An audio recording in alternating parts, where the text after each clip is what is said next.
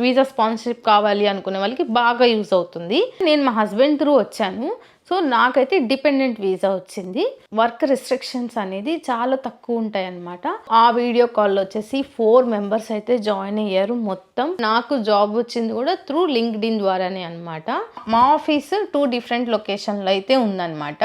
6 months తర్వాత నన్ను same కంపెనీలోనే permanent అయితే చేశారు. మనకు వచ్చే జీతంలోనే హాఫ్ జీతం రెంట్కి అయిపోతుంది అనమాట.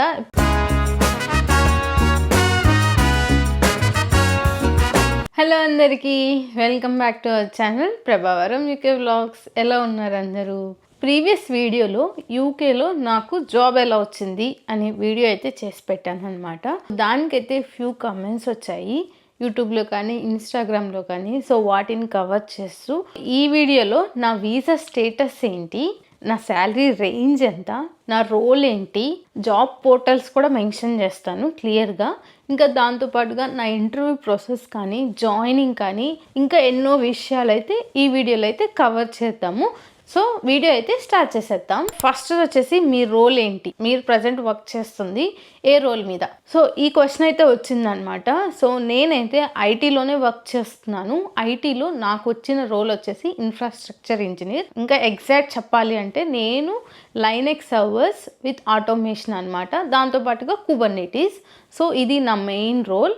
ఇప్పుడైతే నా వీసా స్టేటస్ ఏంటి. సో నేనైతే present skilled worker dependent visa మీద ఉన్నాను అనమాట. సో మా హస్బెండ్ది స్కిల్డ్ వర్కర్, నేను మా హస్బెండ్ త్రూ వచ్చాను.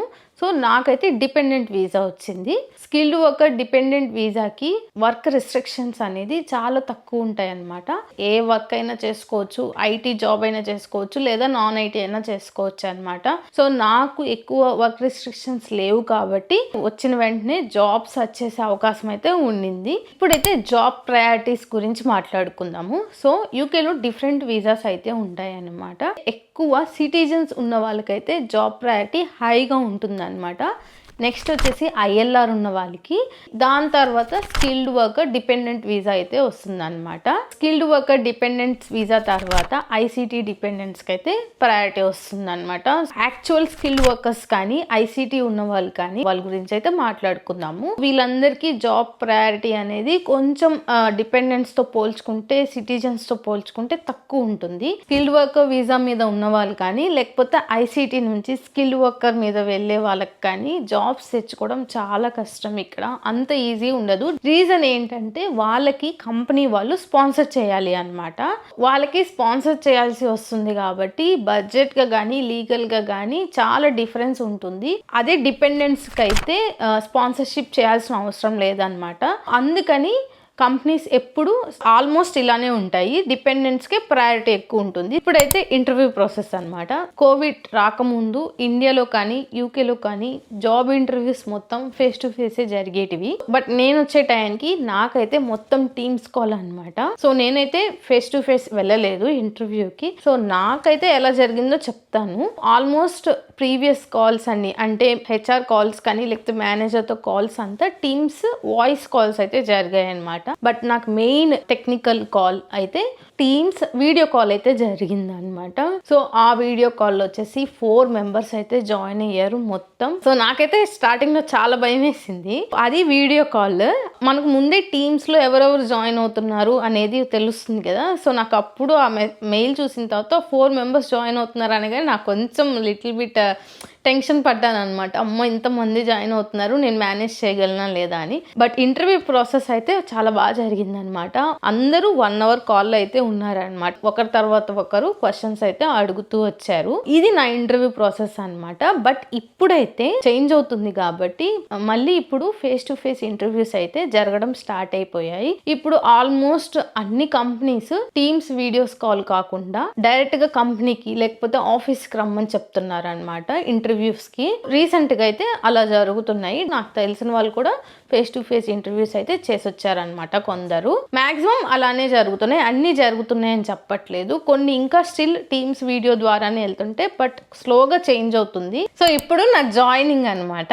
సో నేను మీకు ముందు వీడియోలో చెప్పాను, నా జాయినింగ్ డేట్ వచ్చేసి నేను మార్చ్ 20 అయితే ఇచ్చాను అనమాట 2023లో. మేము మార్చ్ 18 వరకు ఇండియాలోనే ఉన్నాం అనమాట. మార్చ్ 19th మార్నింగ్ యూకేకి అయితే వచ్చాము. అండ్ నాకు జాయినింగ్ వచ్చేసి March 20 అనమాట. జస్ట్ ఒక 1 డే డిఫరెన్స్ ఉన్నింది. అండ్ నా జాబ్ లొకేషన్స్ చూస్తే మా ఆఫీస్ 2 డిఫరెంట్ లొకేషన్లో అయితే ఉందన్నమాట. ఫస్ట్ వచ్చేసి లండన్ అండ్ సెకండ్ వచ్చేసి కార్న్వాల్ అనమాట. సో నా కాంట్రాక్ట్లో అయితే నాకు కార్న్వాల్ వచ్చింది.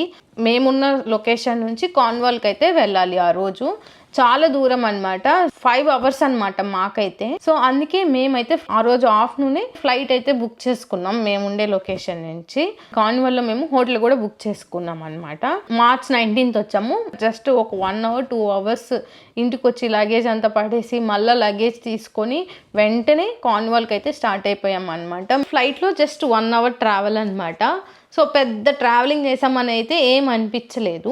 March 20 జాయిన్ అయితే అయ్యాను అనమాట కంపెనీలో. సో ఆ రోజు అయితే ఇంక యాజ్ యూజువల్గా నాకు ల్యాప్టాప్ ఇచ్చారు, నా టీమ్ని పరిచయం చేశారు, ఇండక్షన్ అయితే జరిగింది అనమాట సక్సెస్ఫుల్గా.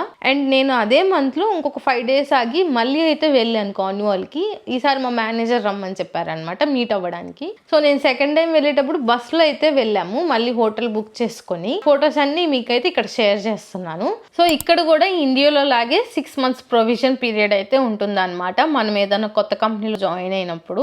సో ఆ 6 months చాలా ఇంపార్టెంట్. నేను కూడా స్టార్టింగ్లో ఆ 6 months చాలా కష్టపడ్డాను అనమాట. 6 months తర్వాత నన్ను సేమ్ కంపెనీలోనే పర్మనెంట్ అయితే చేశారు. నా జాబ్ వచ్చేసి హైబ్రిడ్ వర్కింగ్ అనమాట. సో నేనైతే కార్న్వాల్కి మంత్లీ వన్స్ అయితే ట్రావెల్ చేస్తూ ఉంటాను. కార్లో వెళ్ళొస్తున్నాం అనమాట. సో మేము అక్కడ హోటల్ బుక్ చేసుకుంటాము. మా హస్బెండ్ నేను కార్లో ట్రావెల్ చేసి హోటల్లో ఉండేసి ఆఫీస్కి వెళ్ళి మళ్ళీ నెక్స్ట్ డే అయితే మళ్ళీ బ్యాక్ టు హోమ్ అనమాట. కార్నివాల్ చాలా బ్యూటిఫుల్ ప్లేస్ అనమాట. చాలా బాగుంటుంది అంత బీచెస్తో. నాకైతే ఆ ప్లేస్ చాలా బాగా నచ్చింది అనమాట. బట్ ఓన్లీ ప్రాబ్లం వచ్చేసి ట్రావెలింగ్ 4-5 hours అంటే చాలా కష్టం కదా.